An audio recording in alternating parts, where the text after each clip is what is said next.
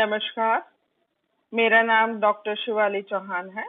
मैं MSJ government college Bharatpur में physics department में असिस्टेंट प्रोफेसर के पद पर कार्यरत हूँ।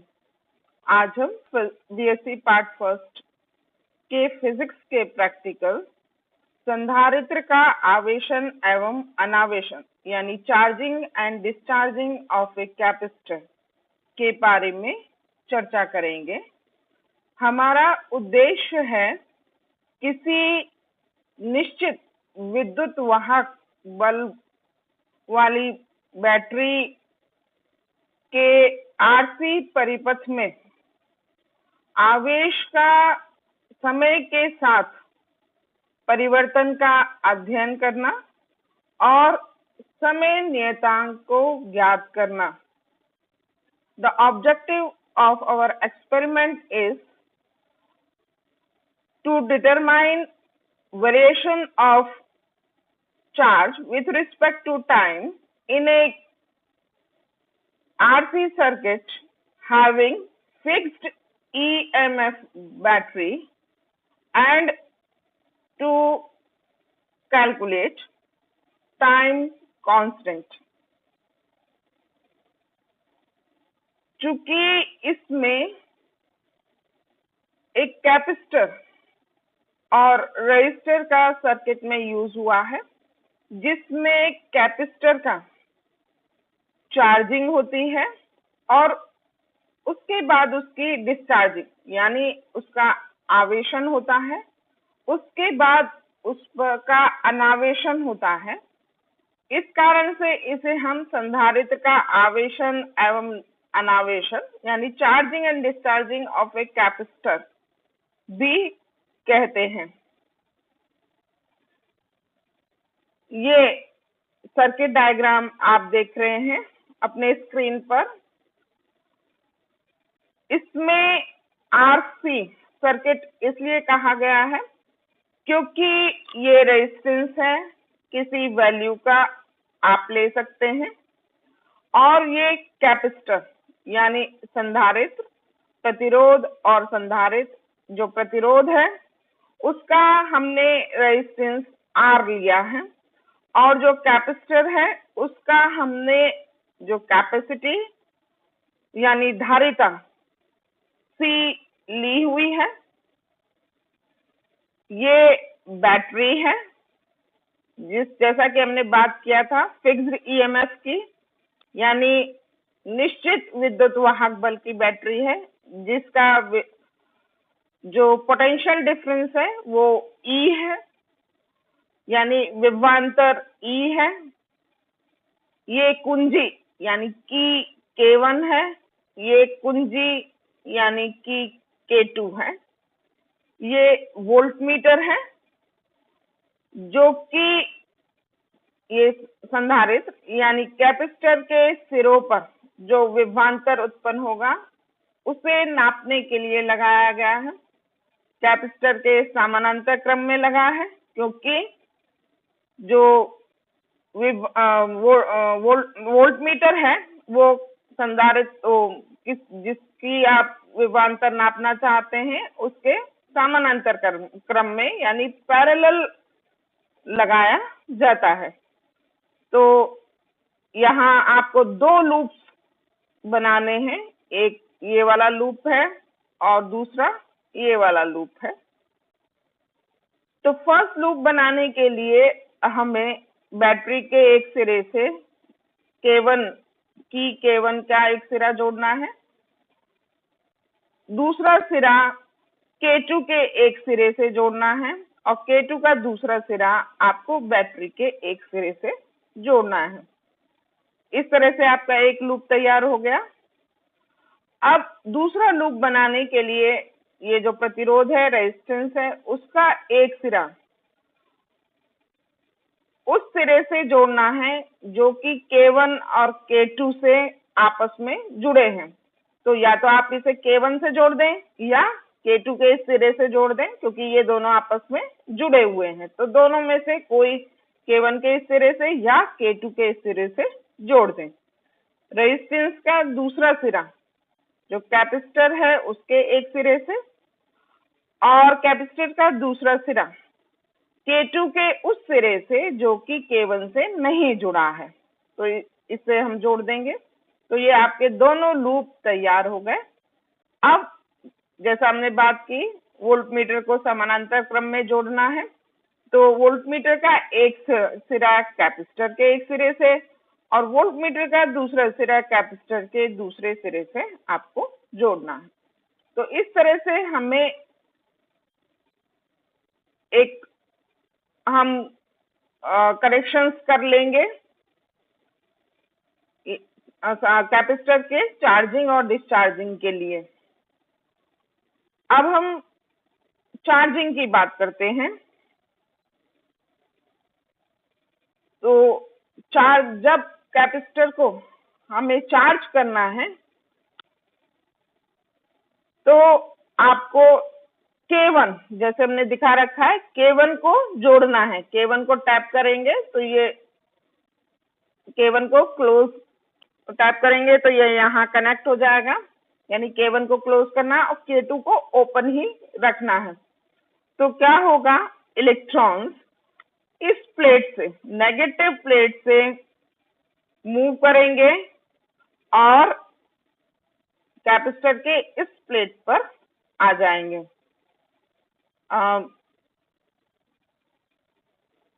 फिर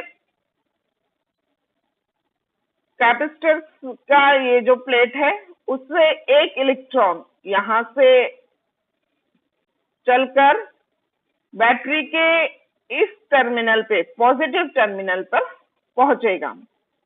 इसी तरह से सब इलेक्ट्रॉन्स मूव करेंगे, यहां से कैपेसिटर की प्लेट पर यहाँ एकत्र होंगे, एक्युमुलेट होंगे और यहां से इलेक्ट्रॉन चलकर बैटरी के पॉजिटिव टर्मिनल पर पहुंचेंगे, जिससे एक पूरा सर्किट बन जाएगा आपका।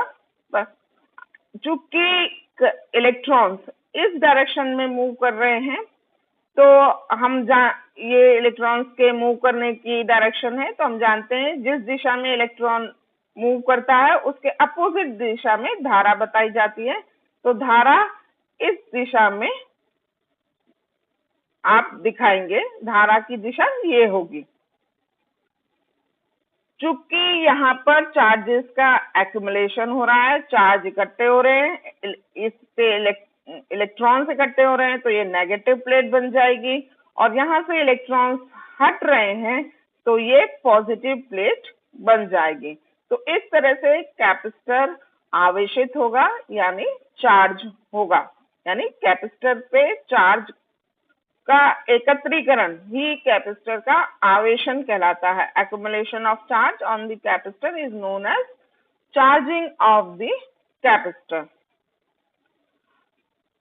चूंकि इस पे चार्ज एकत्र हो रहा है, तो इसके सिरों पर जो पोटेंशियल डिफरेंस है यानी विभवांतर है, वो क्या हो जाएगा, Q अपॉन C, जहाँ Q चार्ज है, चार्ज की मात्रा, अपॉन C कैपेसिटर की धारिता यानी कैपेसिटी। तो वो जो मेजरमेंट है कितना वोल्ट पोटेंशियल डिफरेंस का, ये वोल्टमीटर द्वारा होगा। स्टार्टिंग में तो जो वोल्टमीटर है उसकी रीडिंग तेजी से बढ़ेगी, क्योंकि इस पर चार्ज तेजी से एक्युमुलेट होगा। लेकिन आप जानते हैं कि सेम चार्ज एक दूसरे को रिपेल करते हैं।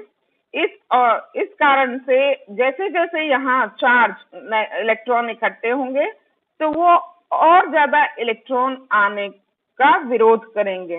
इस कारण से अब जो विभवांतर है उसमें बढ़ोतरी कम होगी, जिससे इसकी रीडिंग धीमे धीमे कम होने, मतलब जो बढ़ोतरी हो रही थी उसमें कमी आने लगेगी। वो उतनी तेजी से रीडिंग्स आपको बढ़ती हुई नहीं मिलेंगी और एक स्थिति ऐसी होगी कि यहाँ पर इलेक्ट्रॉन का आना रुक जाएगा, इतना फोर्स हो जाएगा कि वो और अधिक इलेक्ट्रॉन को आने से रोक देगा। तो अब ये सुई स्थिर हो जाएगी। वोल्टमीटर की रीडिंग अगर डिजिटल है तो सुई नहीं होगी, आपकी रीडिंग्स आएंगी डायरेक्ट नंबर्स में। तो अब वो रीडिंग्स आना बढ़ना बंद हो जाएंगे और एक आपको स्थिर वैल्यू मतलब कांस्टेंट वैल्यू मिल जाएगी। तो मतलब कि कैपेसिटर अपने मैक्सिमम पर लगभग मैक्सिमम पर आ चुका है। तो यहाँ आपको चार्जिंग इस प्रकार आपको मिलेगी कैपेसिटर की। तो हम मैथमेटिक्स कुछ देखें। तो चूंकि हमने आपसे बात की, इससे होकर करंट फ्लो करेगी जिसे हम आई से रिप्रेजेंट करेंगे। तो इसके सिरों पर, रेजिस्टेंस के सिरों पर जो विभवांतर यानी पोटेंशियल डिफरेंस होगा, that will be I R. V R जिसे हमने लिया है, V R is equal to I R. और इसके सिरों पर, कैपेसिटर के सिरों पर विभवांतर क्या होगा, जैसा हमने बात की थी, VC is equal to Q upon C. तो इसके सिरों पर विभवांतर और इसके सिरों पर विभवांतर दोनों का सम जो बैटरी का विभवांतर है उसके बराबर होना चाहिए। तो E is equal to V R plus V C. तो E is equal to V R plus V C. हम वी आर की जगह आई आर प्लेस कर रहे हैं और वी सी की जगह Q अपॉन सी।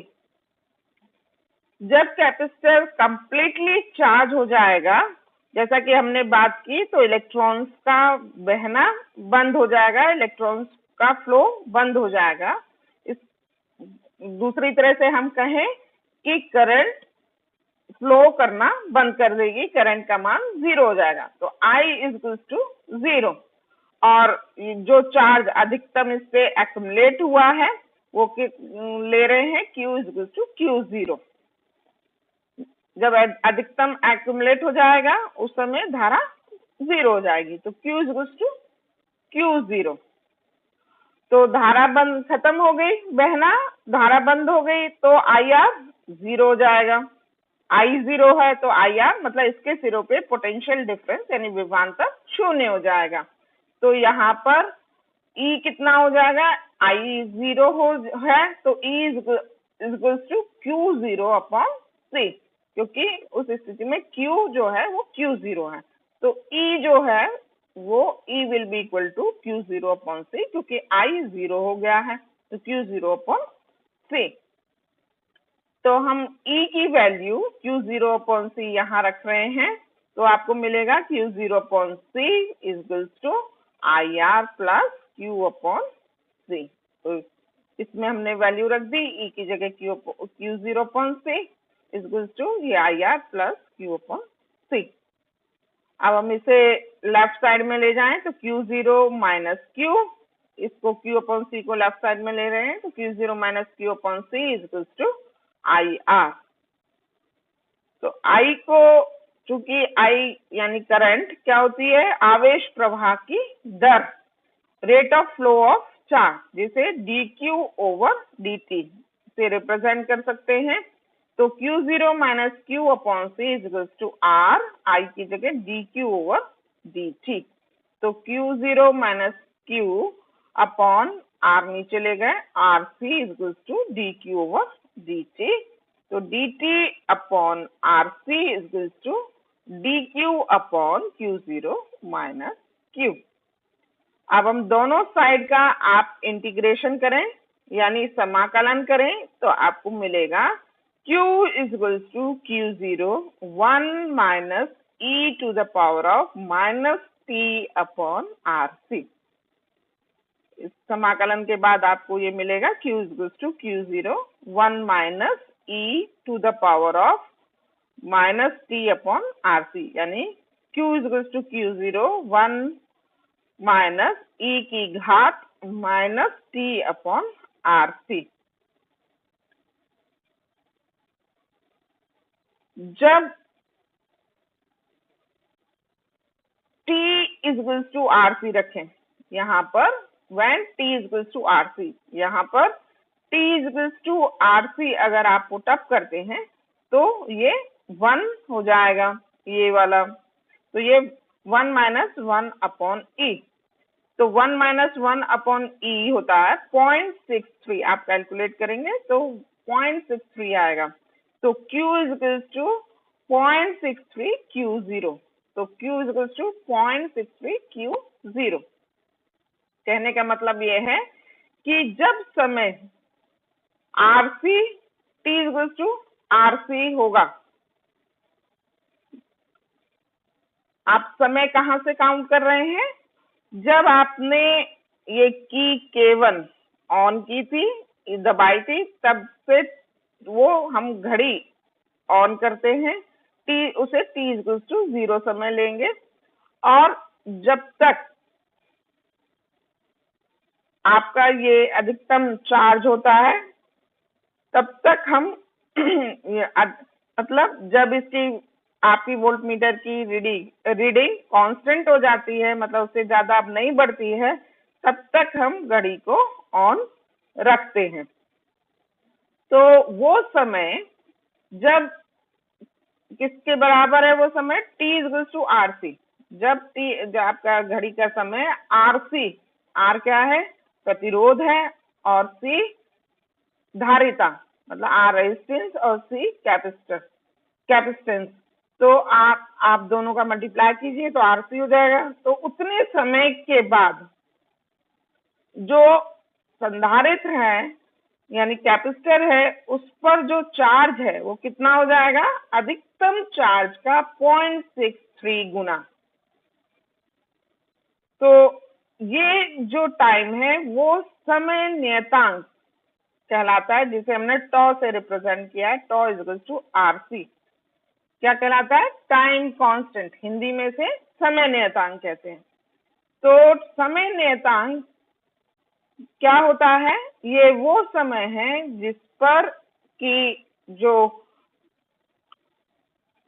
संधारित्र है उस पर चार्ज अब उसके अधिकतम चार्ज का 0.63 गुना हो जाता है। ये टाइम कांस्टेंट कहलाता है, जिसे हिंदी में समय नियतांक कहते हैं। ये संधारित्र के लिए, संधारित्र के आवेशन के समय अभी हमने इसे डिफाइन किया है। अनावेशन के समय के लिए भी हम टाइम कांस्टेंट डिफाइन करते हैं। तो अब हम अनावेशन को देखें। ये पहले हम आवेशन के जो ग्राफ है उस पर चर्चा कर ले, फिर अनावेशन को देखते हैं।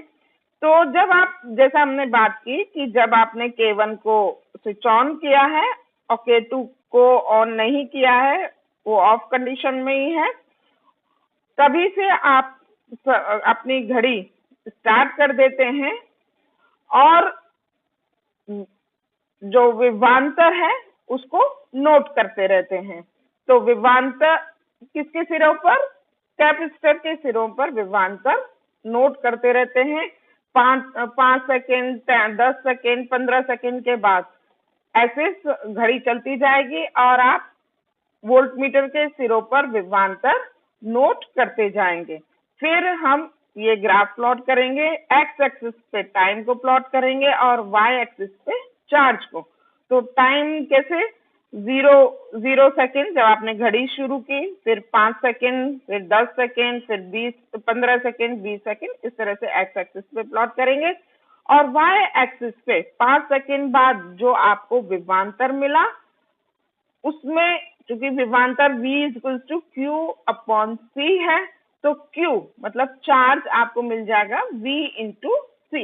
V से आप C का मल्टीप्लाई करेंगे तो आपको चार्ज मिल जाएगा। मतलब जो विभवांतर है उसमें जो संधारित्र की धारिता है उसका गुणा करेंगे तो आपको चार्ज मिल जाएगा, आवेश मिल जाएगा। यानी आप जब जो पोटेंशियल डिफरेंस है उस जो आप वोल्टमीटर से रीडिंग ले रहे हैं, उस पोटेंशियल डिफरेंस को जब कैपेसिटर की कैपेसिटी से मल्टीप्लाई करेंगे तो आपको चार्ज मिल जाएगा और उसे आप वाई एक्सिस पर प्लॉट करेंगे चार्ज को।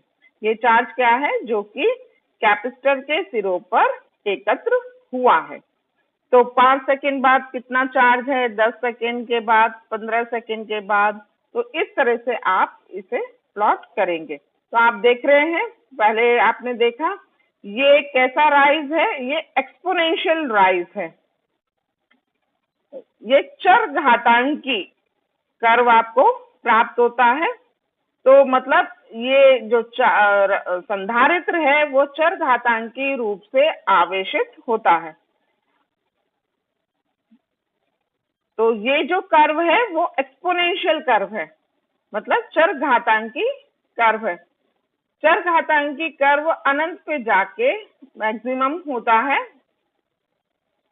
तो इस कारण से हम समय नियतांक डिफाइन करते हैं, क्योंकि जो चार्ज है, अधिकतम चार्ज अनंत समय में कैपेसिटर पे एकत्रित होगा।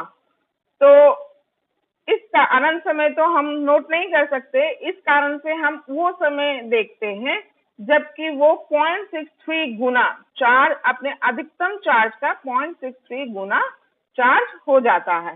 तो आप वो तो आपने जो τ=R/c था वो तो थ्योरेटिकल हो गया, और प्रैक्टिकली आप क्या करेंगे, मतलब प्रायोगिक रूप से भी हमें समय नियतांक निकालना है।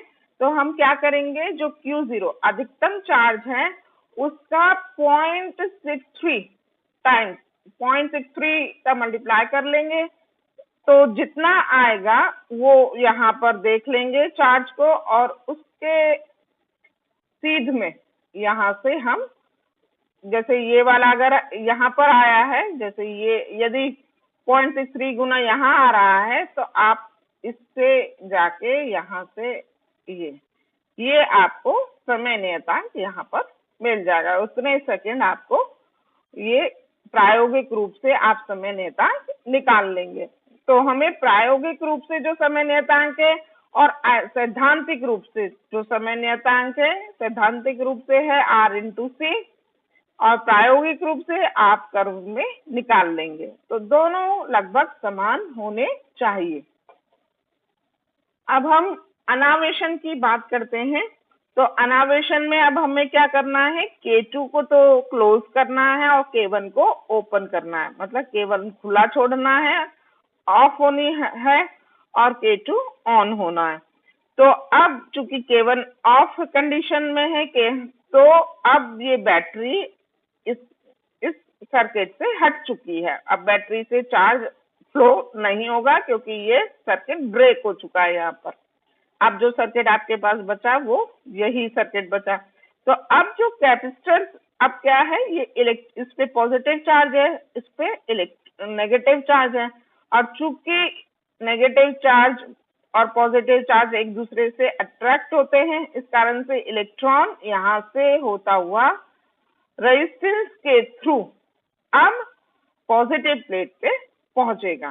तो आप देख रहे हैं इलेक्ट्रॉन्स अब प्लेट से हट रहे हैं।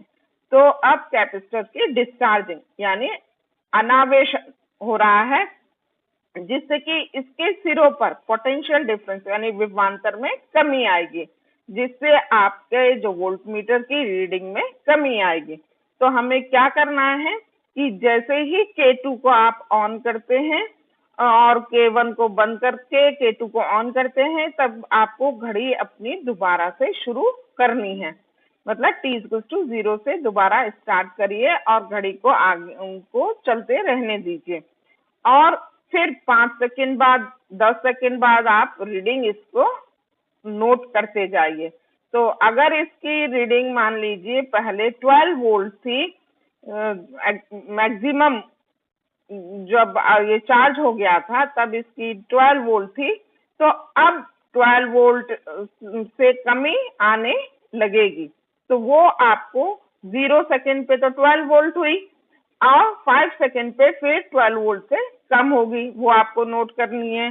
10 सेकंड पे उससे भी कम होगी। तो इस तरह से आप नोट करके जाएंगे। तो आप पाएंगे पहले तो काफी तेजी से रीडिंग में कमी आएगी, और फिर रीडिंग्स में कमी की दर कम हो जाएगी, मतलब अब उतनी तेजी से कमी नहीं होगी।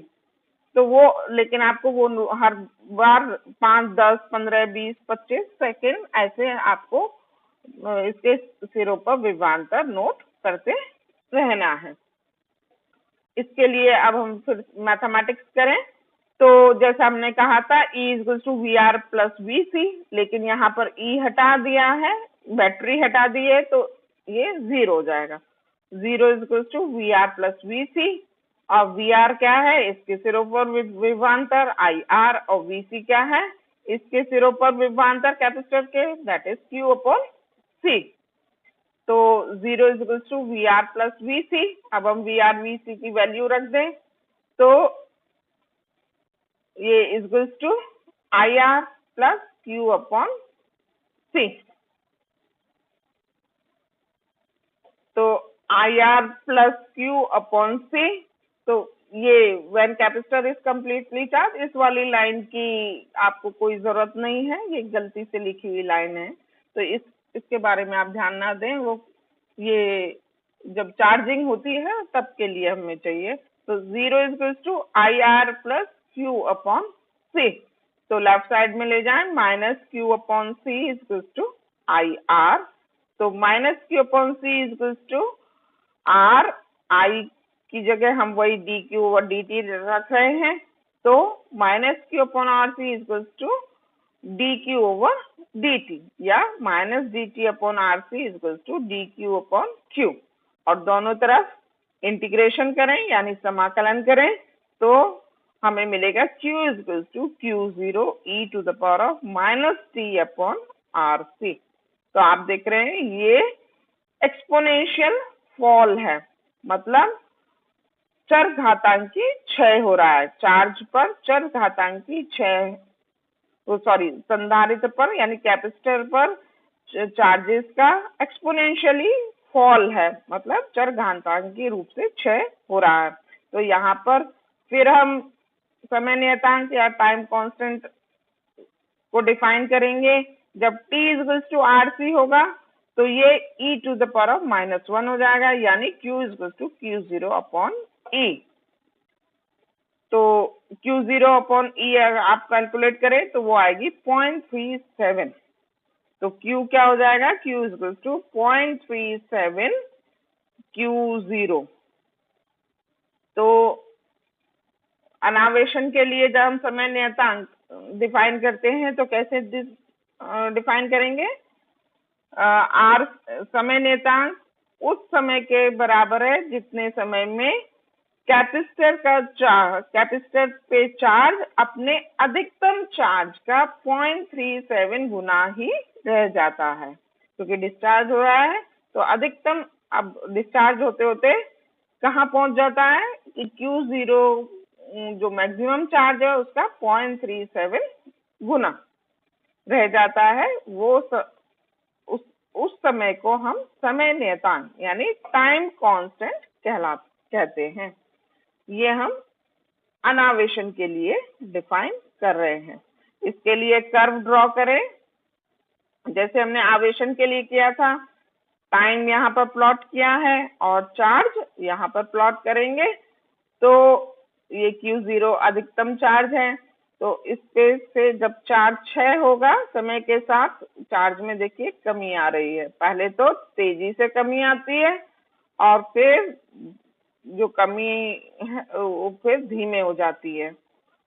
जो चरघातांकी कर्व है यानी एक्सपोनेंशियल कर्व है, आप जानते हैं कभी भी एक्स एक्सिस को टच नहीं करता है, अनंत पर करता है, मतलब अनंत समय में जाकर चार्ज का कंप्लीट डिस्चार्ज, वो कैपेसिटर पर कंप्लीट डिस्चार्जिंग होगी, मतलब कंप्लीट चार्ज हटेगा। इस कारण से चूंकि अनंत समय हम नहीं नोट कर सकते, इसलिए हम वो समय डिफाइन करते हैं जब कैपेसिटर पर जो चार्ज है वो 0.37 गुना रह जाता है। तो ये आपको चार्जिंग और डिस्चार्जिंग के लिए कर्व है। तो सॉरी, ये चार्ज डिस्चार्जिंग के लिए कर्व है। वह इसमें भी आपको समय नियतांक याद करना है।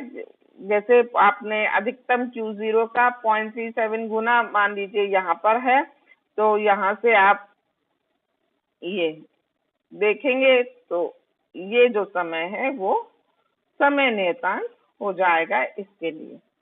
तो ये आपका चार्जिंग और डिस्चार्जिंग का कर्व है। दोनों इकट्ठे आपको ग्राफ में दोनों अलग अलग प्लॉट नहीं करने हैं, दोनों एक साथ प्लॉट करने हैं। तो ये इस तरह से आपको कर्व प्लॉट करने हैं एक साथ। ये आपके चार्जिंग के लिए कर्व है और ये आपका डिस्चार्जिंग के लिए कर्व है। तो